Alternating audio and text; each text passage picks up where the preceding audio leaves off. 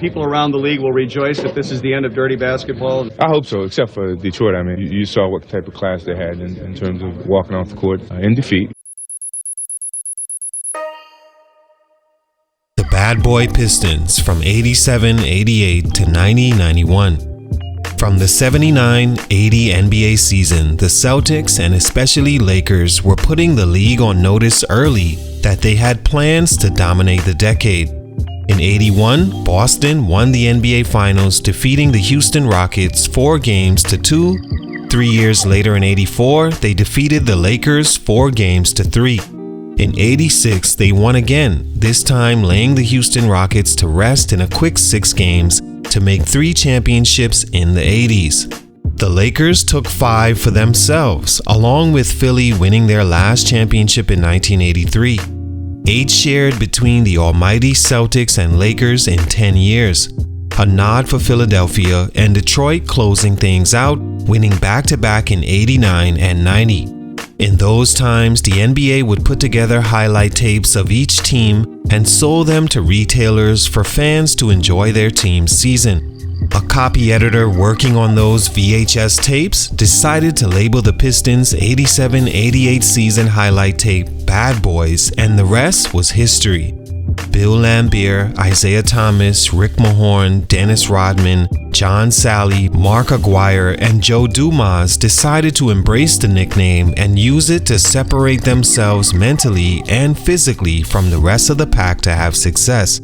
To break all the unwritten gentleman's handshake rules in order to gain an unsuspecting advantage on opponents. One of those was teams back then allowed opposing players to dribble the ball up the floor without hounding pressure like you see done today to keep the flow and rhythm of the game positive. Most NBA teams ran back and set up their half-court defense, but the Pistons decided, you know what?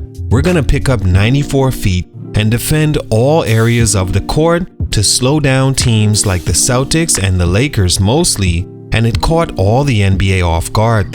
They were bumping, grabbing, and being all-out physical, full court on opposing teams, and other than teams crying about it, they began to label the Pistons a dirty team, and like a glove, it fit their individual personalities perfectly. Starting with Mr. Little Man Syndrome himself, Isaiah Thomas, the enforcer Bill Laimbeer, the wild Dennis Rodman who never turned down a good, physical brush against another guy, Brusing Brick Mahorn, and trash-talking John Salley. It worked, and the Pistons, who should be credited more for breaking up the Celtics and Lakers' decade-long juggernaut run, won back-to-back championships in 89 and 90 before the cold Jordan/Bulls all-time great dominance. The Bulls beat the Pistons so bad in the 91 Eastern Conference Finals, they literally made them all leave the floor before the final buzzer sounded, except the 5 on the floor and Joe Dumas. It was a huge sign of disrespect to Jordan and the Bulls, who endured 3 long years prior being beaten by the Pistons out east in the playoffs, but still shook hands after each loss until they finally got their get back. It was almost ceremonious because it officially marked the end of the Bad Boys era, and how else should we have expected the dirtiest, most disrespectful group of all time to go out? The whole basketball world already despised the Bad Boys style of play. Even Jordan, before the series sweep, said that they dirtied up the game, and most people would be happy if the Pistons are gone. It cemented their reputation forever as the greatest display of sore losing. Jordan, after the sweep, calling them classless. They never won as a group again, and Isaiah Thomas's legacy and reputation as a beloved basketball player was immediately stunted, seen the very next summer when he was left off the Olympic team, dubbed the Dream Team and the best collection of players of all time. 3 reasons the Bad Boy Pistons' growth was stunted. Let's talk about it. It's your boy JC Stunted Growth. Let's get it. Take a minute to like, subscribe, and comment on who I should do next. Stunt number 1, mental and physical fatigue. Winning a championship in any sport is difficult to do. To win back-to-back is an even greater feat that in the NBA's 76 years, only 7 teams have done. One of those were the hard-nosed, hard-hat, and lunch-pail Detroit Bad Boy Pistons. They played in 3 straight NBA Finals from 87-88 to 89-90 and probably would have been 4 straight had it not been for a bad pass in Game 5 of the 1987 Conference Finals loss to the Celtics. By 1991, the Pistons' main players and Bad Boy frontmen were all either late 20s or early 30s, in those days considered past their prime. Many of the players dealt with nagging injuries from such a grinding style of 94 feet, 5 hits on your man every possession, and grueling training to be able to play that brand of basketball. Isaiah Thomas, their leader in 90-91, played just 48 games due to a wrist injury. From 1987, the Pistons were guaranteed to play well into the month of June, 5 straight seasons of either hunting the greats or being hunted by the greatest. This would prove to be a huge reason they weren't able to sustain that style, and it may have affected their future each individually, seeing as most of them met an early fall-off or retired earlier than expected. Thomas retiring at just 32 years old after an Achilles injury April 1994, saying he just had nothing left to give. By the end of their run, frustrations had grown so much that teammates Isaiah Thomas and Bill Laimbeer, Bad Boy unofficial leaders, were fighting in practice when Laimbeer set a hard screen on Thomas, who punched him in the head November 17, 1993, breaking his hand. 5 straight conference finals runs, 3 NBA Finals appearances in that span, and an aggressive style of play to say the least drained the Bad Boys and stunted their growth prematurely. Stunt number 2, the Bulls had grown up. They won. What did they do differently?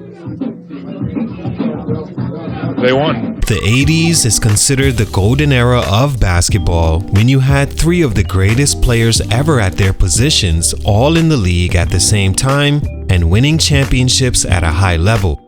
Or, in Jordan's case, just getting started. Magic and Bird battled early on, winning 8 championships during the decade, including the 79-80 season, between the two, shutting Jordan and the Bulls out completely with the help of Isaiah Thomas, who came and eliminated them both, ending their run officially. But in 1991, after losing in the playoffs to the Bad Boy Pistons for 3 straight years, Michael Jordan and Scottie Pippen had grown up both physically and mentally and had enough. For MJ, it was simply destiny. It was his time. The 90s was written to be his and his alone. In hindsight, had it not been for 2 early retirements during the decade, he could have easily won an unprecedented 10 championships, how good he was, and it all was influenced by the Bad Boy Pistons beating him up year after year, then finally giving him the chip on shoulder he needed to bury his opponents completely for the better part of 10 years. Pippen had also grown. No longer was he allowing the Bad Boys to bully him mentally. Physically, they tried, but he just shrugged it off, kept his head, and became the Robin Batman needed, upping his previous playoff loss to Detroit average from 16 points a game to 22 points a game, almost 8 rebounds and 5 assists in the 1991 sweep of the Pistons. It proved to be the difference in eliminating the Bad Boys forever. Stunt number 3, the Bad Boys literally fell apart. After being eliminated in 1991 by the Bulls and walking off in disrespectful fashion, the 91-92 Pistons and Bad Boy core were simply not the same. They won their lowest amount of games since becoming the Bad Boys, 48, and were the 9th seed in the East that lost to the 8th seed Knicks in the first round in 92. 92-93, they failed to even make the playoffs as architects Chuck Daly, the coach, and GM and former World War II Marine Commander Jack McCloskey were now gone. Daly to the Nets, and McCloskey left the team and served in the front office for Minnesota and later Toronto.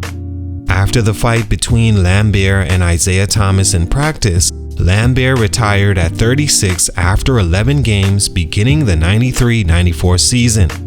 By April, Thomas tore his Achilles and retired as well. The Pistons missed the playoffs that year, beginning a team drought that wouldn't regain footing until the early 2000s. And just like that, the Bad Boys' legacy was over, and like Jordan said, no one really batted an eye at their departure. All in all, the Bad Boy Pistons went down as a legendary team in the history of NBA basketball. Their run from 87 to 91, along with their style, changed basketball forever in one way or another. Jordan credits them for his dominance, and now you see teams pick up 94 feet by default. They had a great run stopping the Celtics and Lakers, along with Jordan in the beginning of his career, and no other players or team can say those things. Salute to the Bad Boys, it was a great run, much respect, but for these reasons, their growth was stunted. It's your boy JC Stunted Growth, and I'm out.